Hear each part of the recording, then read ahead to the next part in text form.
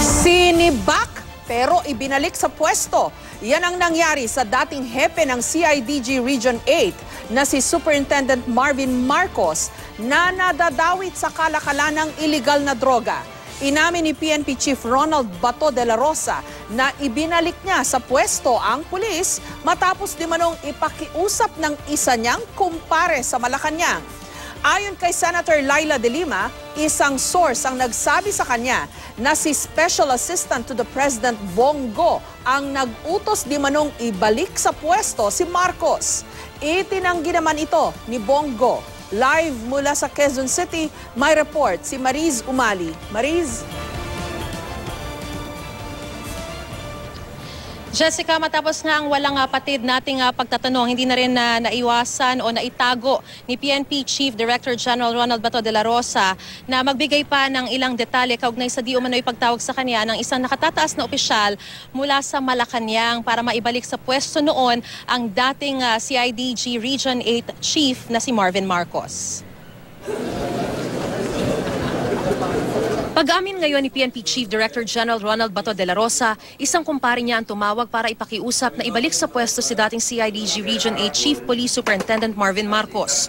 Sinibak ni General Bato si Marcos noong Oktubre matapos siyang pangalanan ng umano'y Eastern Visayas drug lord na si Kerwin Espinosa na tumatanggap di umano ng drug money mula sa kanya.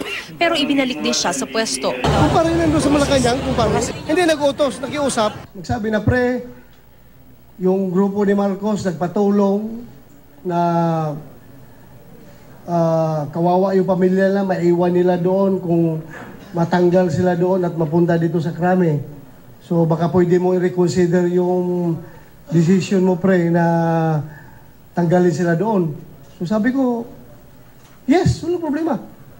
For humanitarian purposes, I'm willing to do it. I'm willing to do it. Hindi pa rin pinangalanan ni De la Rosa kung sino ang kumparing taga Malacanang, pero nanindigan siyang walang mali sa kanyang ginawa. That's my decision. I may be hanged or I may be praised by that decision. Tanggapin ko lahat. That's my own decision, my own volition to reinstate them. Pero may source daw sa Senadora Laila de Lima kung sino ang kumparing ito ni De la Rosa. Isa raw taong malapit kay Pangulong Duterte. Bongo. Let them deny that. It's an open secret na inorderan si General Bato by Bongo na i-reinstate among PNP officials. Sa isang pahayag, mariin itong pinabulaanan ni Special Assistant to the President Christopher Bongo. Hindi raw niya hiniling kay General Bato na ibalik sa pwesto si Marcos. Hindi rin daw siya nakikialam sa mga ginagawa ng PNP. Aniya, sabi-sabi lang ito at walang basehan. Hindi raw niya maalalang nakilala si Marcos at di rin daw niya ito personal na kilala. Sabi ni De Lima, posibleng papanagutin si General Bato sa kasong abuse of authority and conduct prejudicial to the best interest of the service sa pagbabalik kay Marcos sa pwesto. Kaya inalis, rinelieve, dahil may kasalanan. Di ba? Under investigation for illegal acts, purported illegal acts. But tinawagan siya ng isang malakas na tao ni Digong, reinstate. So, pwede sila, may liability sila dyan, siya, General De La Rosa. Pero nilinaw ngayon ni General Bato na moot o wala na rin daw saysay ang utos niya ibalik sa pwesto si Marcos. Matapos daw kasing masangkot ang pangalan ni Marcos sa pagkakapatay kay dating Albuera late Mayor Rolando Espinosa Sr. ay sinibak niya na uli ito sa pwesto at ngayon nasa restrictive custody ng PNP. Samantala, ibinyahe na pabalik sa Metro Manila mula Pangasinan ang dating driver at bodyguard ni Senadora de Lima na si Ronnie Dayan. Ayon kay PNP Chief De La Rosa, sa Camp Crame ngayon namamalagi si Dayan para sa kanyang seguridad. Nakatakdang humarap si Dayan sa pagdinig ng Senado sa Lunes. Makakaharap niya si Kerwin Espinosa. Pero si De Lima, wala raw balak dumalo sa pagdinig habang nakasalang ang dalawa. I trust my colleagues in the Senate that they are more professional, much more decent than their counterparts in the House, especially the House committee.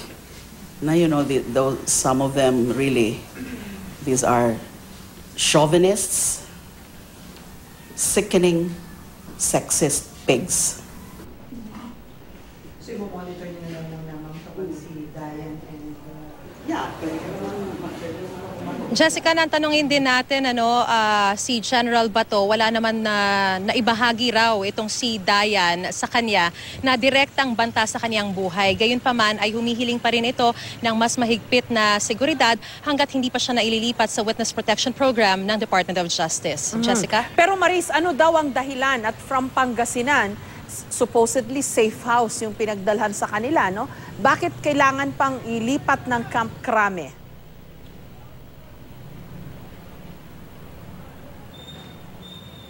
Jessica, linawin natin na itong si Dayan, si Ronnie Dayan ay isang free man, malaya siya. Pagkatapos niyang humarap dun sa House o congressional hearing nung isang linggo ay pinalaya na siya. Gayunpaman, dahil nga raw sa takot niya o pangamba niya sa kanyang buhay dahil nga sa kanyang mga ibinahagi sa congressional hearing at sa posible pa niyang mga ibahagi sa darating na pagdinig din sa Senado sa darating na Lunes, ay talagang nangangamba raw siya sa kanyang buhay. Kaya naman hiniling niya ng mas mahigpit na seguridad at siya na ang personal na humiling kay PNP Chief na sa Camp Crame na lamang siya mamalagi para talagang mas masiguro yung kaligtasan ng kanyang buhay, Jessica. Pero sa pagkakaalala ko dun sa hearing sa lower house, no, dun sa Committee on Justice, wala naman siyang medyo mabigat na inamin kasi dininay niya yung di umano links niya dun sa mga drug lord na sa Bilibid, no? Sinabi niya hindi niya kilala kung sino-sino yung mga yon.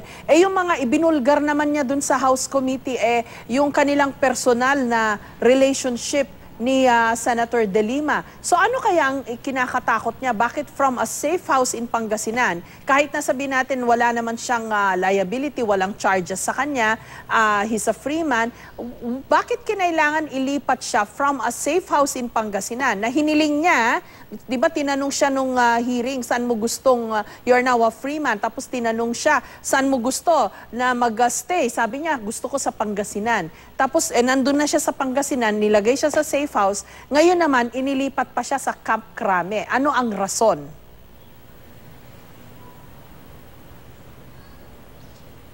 Yes, Jessica. Initially, kaya siya dinala sa Pangasinan dahil hiniling niya na gusto rin niyang makasama at makita rin muna yung kanyang pamilya, no? Pero nanatili siya sa isang safe house dahil instead sa kanyang sariling tahanan, mas inisip niya na mas magiging ligtas siya. You're right, Jessica, na talagang wala na mga very incriminating siyang mga ibinahagi dun sa congressional hearing para talagang matakot siya. And that is exactly the reason why we're asking General Bato kung meron ba talagang sinasabi itong si Dayan sa kanya na direktang threat sa kanyang buhay like text messages, calls, or even any signs na merong pangamba sa kanyang buhay. Pero walang sinasabi raw itong si Dayan sa kanya. Kaya yun din yung nakakapagtaka. Gayunpaman, syempre, hindi rin daw masisiguro kung ano yung mga posibleng mangyari. Sino ba yung talagang mga kakampi niya at talagang may galit sa kanya at kung sino yung posibleng may motibo rin na hindi na siya makapagsalita pa o makapagbahagi pa ng mga posible pa niyang sabihin sa Senado pag humarap na siya sa Senado sa darating na Lunes at makakaharap niya rin doon si Kerwin Espinosa. So, the PNP is just making sure na talagang walang mangyayari sa kanya hanggang sa hindi pa siya naililipat sa Witness Protection Program, Jessica. Maris, dito naman kay Bongo, no, yung pagkakadawit sa kanya. Nung nahinga ng komento si General De La Rosa, nung hindi pa pinapangalanan, hindi pa niya alam o wala pang nagsasabi sa kanya na alam na si Bongo, and then Senator De Lima identified Bongo. Ano ang sabi ngayon ni General Bato?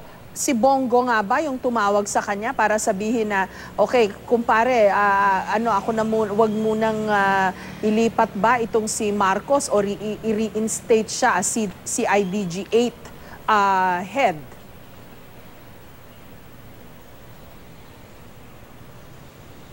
Alam mo, Jessica, paunti-unti itong binabahagi sa atin ni PNP Chief. Kasi the moment na ibinahagi niya na merong tumawag sa kanya na mataas na opisyal, I think, if I remember it correctly, that was on Monday. Talagang hindi na natin siya tinantanan sa mga katanungan natin. Initially, hindi muna niya binanggit kung sino yung tumawag nga sa kanya.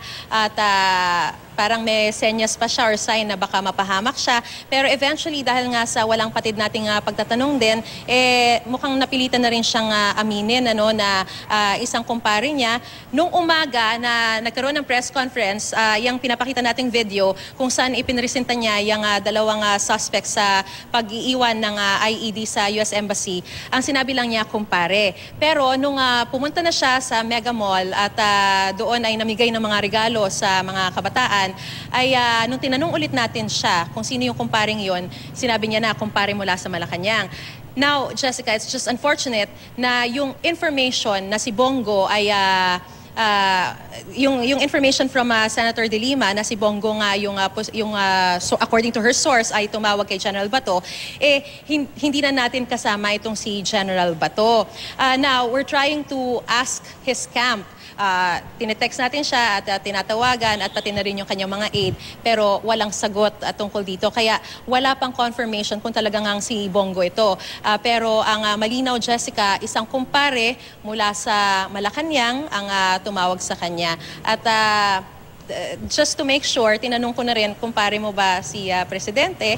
Because he's one of talagang a very high official coming from Malacanang. Ang sinabi niya, hindi ko siya kumpare, kundi isang ninong ko siya. So yun, Jessica, hanggang doon lamang muna yung kanyang naibahagi sa atin. Maraming salamat sa iyo, Mariz Umali.